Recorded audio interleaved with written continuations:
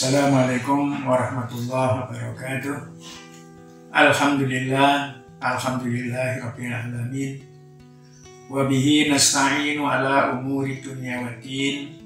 Assalatu wassalamu ala asyrafil anbiya wal mursalin wa ala alihi wa ashabihi ajmain.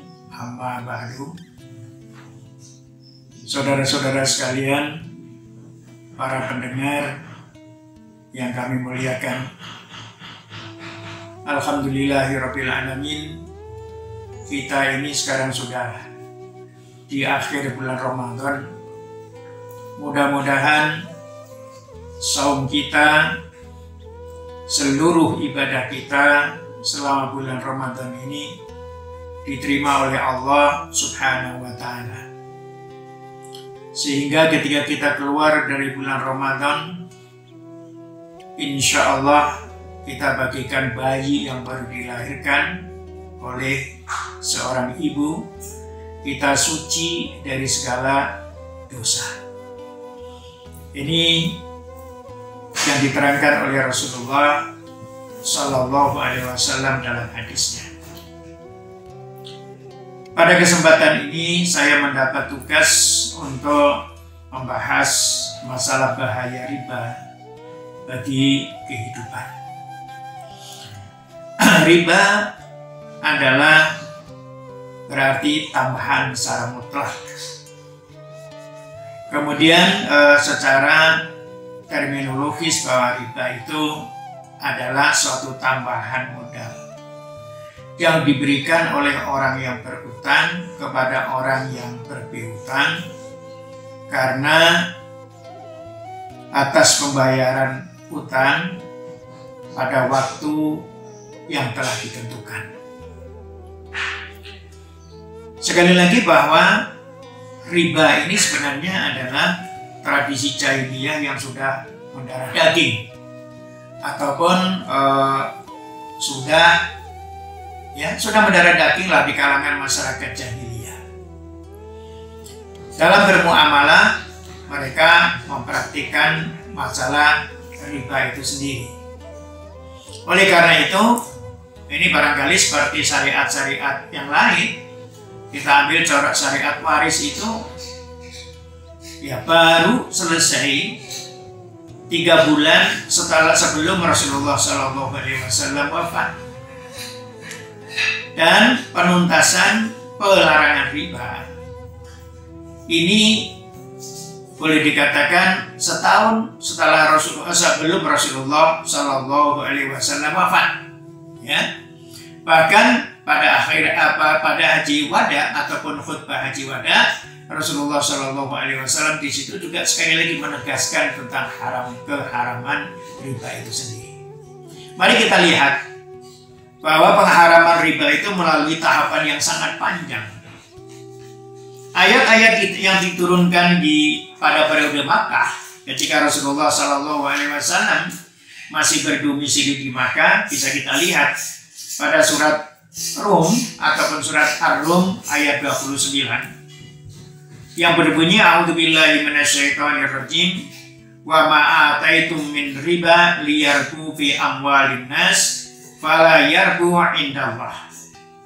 Dan sesuatu riba ataupun tambahan yang kamu berikan agar dia bertambah pada harta manusia, maka riba itu tidak menambah pada sisi Allah sama sekali. Ayat ini diturunkan di Makkah ataupun bisa disebut sebagai ayat Makkiyah yang tidak menunjukkan haramnya riba, tapi hanya sebagai bentuk muamalah yang tidak disukai ataupun dibenci oleh Allah Subhanahu wa ta'ala. Muamalah yang menggunakan sistem ribawi tidak mendapat pahala di sisi Allah Subhanahu wa ta'ala. Ini menurut Muhammad Al-Yasobuni. Sementara itu Wahab Az-Zuhaili dalam tafsirnya yang diterjemahkan ataupun yang menjadi acuan pokok dalam tafsir Unisba mengatakan bahwa ayat-ayat di atas sebagai mukaddimah, perintah menghindari muamalah yang menggunakan sistem riba.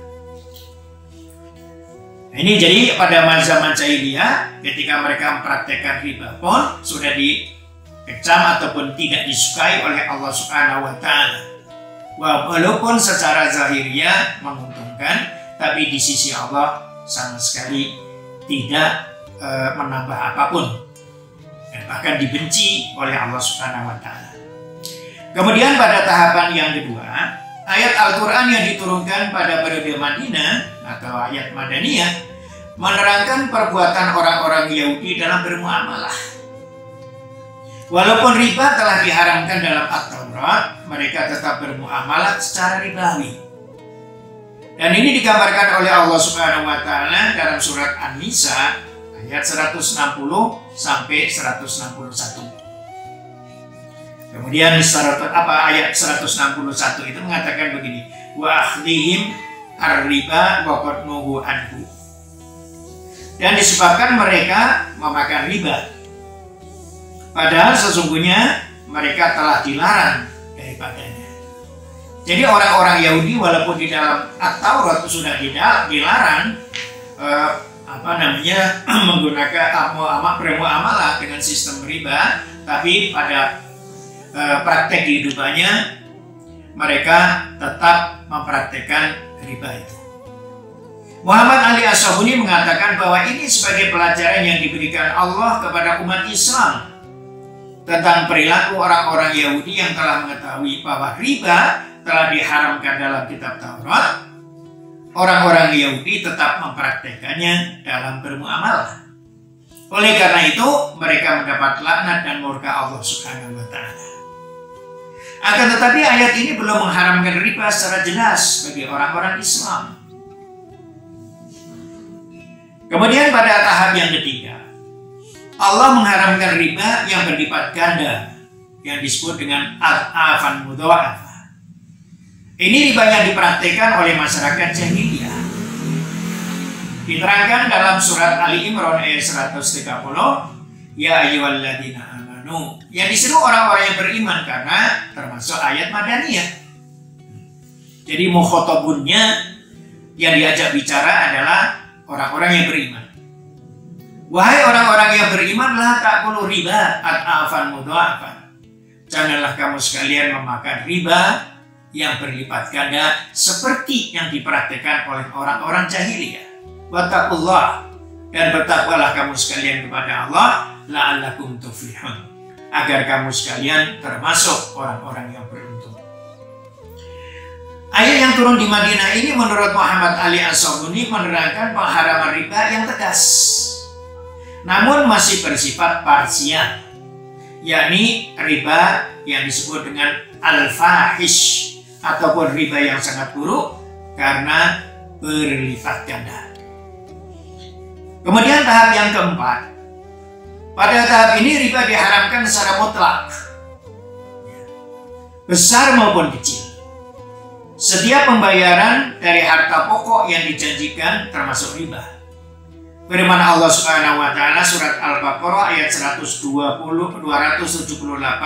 sampai 279 menyatakan, A'udzubillahi minasyaitonirrajim, ya ayyuhalladzina amanu taqullaha wa dharu ma baqiya minar riba in kuntum mu'minin.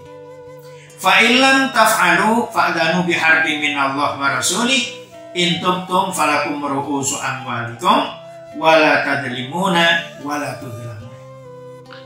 Yang artinya, hai orang-orang yang beriman, bertakwalah kepada Allah dan tinggalkan sisa riba yang belum dipungut jika kamu orang-orang yang beriman. Maka jika kamu tidak mengerjakan atau meninggalkan sisa riba, maka ketahuilah bahwa Allah dan Rasul-Nya akan memerangimu. Dan jika kamu bertaubat dari pengambilan riba, maka bagimu pokok hartamu. Kamu tidak menganiaya dan tidak pula dianiaya. Ini ayat yang terakhir ataupun ayat terakhir yang mengharamkan secara tegas dan jelas mengenai riba. Dengan turunnya ayat ini, Muhammad Ali As-Sabuni menerangkan, dengan penjelasan yang terkandung dalam ayat ini, kata beliau, maka dapat diketahui rahasia syariat ataupun hukum Islam dalam mengobati penyakit masyarakat jahiliyah dan masyarakat Yahudi yang mempraktikkan sistem riba dalam bermuamalah mereka. Para pendengar yang dimuliakan oleh Allah Subhanahu wa Ta'ala, di dalam Al-Quran yang sangat populer bahwa riba itu bisa dikelompokkan menjadi dua. Yang pertama yang disebut dengan riba nasi'ah. Ini seperti yang dipraktikkan oleh orang jahiliyah ketika mereka melakukan utang piutang. Orang yang berpiutang itu, ya, ataupun yang berutang piutang, ini satu, ya, bentuknya. Nanti orang yang berutang itu mempunyai kewajiban, katakan saja, mengembalikan uangnya sebulan yang akan datang. Nah, kemudian ketika dia mengembalikan ataupun pada bulan yang telah ditentukan, mestinya orang yang berutang mengembalikan uang, akan tapi dia tidak mampu mengembalikan uang ini. Kemudian mereka mengadakan kesepakatan ulang, boleh menunda pembayaran utangnya, tapi dengan syarat membayar bunga yang telah ditentukan. Kalau pada waktu yang telah ditentukan kemudian juga tidak mampu membayar utang, maka dilipat gandakanlah ribanya itu. Atau bisa jadi seseorang itu melakukan akad ataupun akad pinjam meminjam, ya, atau dalam masalah rohan, utang piutang. Kemudian dua pihak yang melakukan akad itu sudah memiliki membuat kesepakatan. Pihak orang yang meminjamkan uang, katakan saja akan meminjamkan uang 100 juta. Pokoknya dalam waktu 5 bulan dia harus mengembalikan umpamanya 110 juta. Dan keduanya sepakat. Dan yang 10 juta itulah yang disebut dengan riba.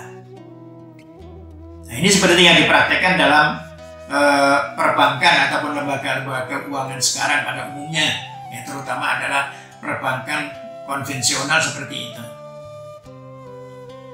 Bisa jadi yang disebut dengan riba fadl, ini pinjam meminjam yang berupa barang. Ada orang yang meminjam maunya sekuintal padi, yang umpamanya dalam jangka 4 bulan ataupun panen yang akan datang, dia harus mengembalikan 1 kuintal 1/4. Ini yang disebut dengan riba fadl, dulu juga dipraktekkan oleh orang-orang pada zaman jahiliyah. Kedua-duanya setelah turun ayat yang tadi dikatakan, maka kedua-duanya itu disebut riba yang diharamkan oleh Allah Subhanahu wa Ta'ala. Para pendengar yang dimuliakan oleh Allah Subhanahu wa Ta'ala, mari kita lihat apa saja hikmah riba itu. Muhammad Ali As-Sabuni menerangkan bahwa ayat-ayat riba itu mengandung pesan dan hikmah sebagai berikut. Yang pertama, syariat Islam menerangkan bahwa riba adalah dosa sosial dan keagamaan yang terbesar. Bahkan Al-Maraghi mengatakan bahwa riba itu ra'su kulli khati'atin, ya, biang segala kesalahan dan dosa. Al-Quran mengancam orang-orang yang terlibat dalam praktek muamalah ribawi dengan azab yang pedih. Pelakunya digambarkan sebagai orang-orang yang kemasukan jin. Yang kata Imam Al-Maraghi, kenapa pelakunya disebut sebagai orang yang kemasukan jin? Mereka itu mencoba menganalogikan antara muamalah yang ribawi dengan perdagangan. Riba itu juga untung, perdagangan juga untung. Akan tapi keduanya berbeda. Riba diharamkan oleh Allah Subhanahu wa Ta'ala, sedangkan dagang dianjurkan oleh Allah Subhanahu wa Ta'ala. Riba digambarkan sebagai praktik muamalah ribawiyah masyarakat jahiliyah dan Yahudiyah yang terburuk. Dalam Islam, riba adalah salah satu bentuk kejahatan yang menjadi asas sebagai segala kerusakan, keburukan dan dosa. Secara garis besar, bahwa bahaya riba dapat dikelompokkan menjadi 3. Bahaya yang bersifat individual, riba menanamkan sifat individual, hanya mementingkan keuntungan pribadi walaupun harus membesarkan orang lain. B. Bahaya yang bersifat sosial. Riba menanamkan sifat permusuhan, memperkaya ataupun memperkaya satu pihak sementara menyengsarakan pihak yang lain.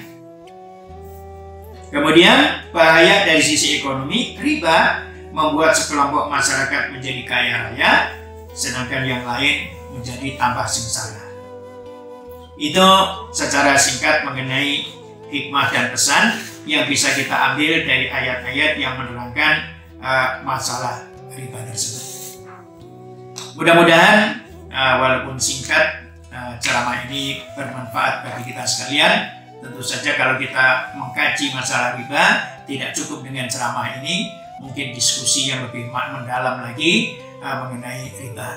Karena sementara ini ada sebagian masyarakat yang memandang kalau riba itu kecil, ini dianggap boleh.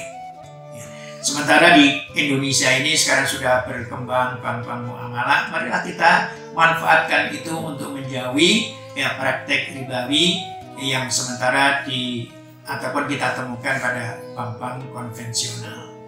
Marilah kita syukurkan lembaga-lembaga keuangan syariah ini agar kita bisa menjauhi sistem ribawi yang diharapkan oleh Allah Subhanahu wa Ta'ala.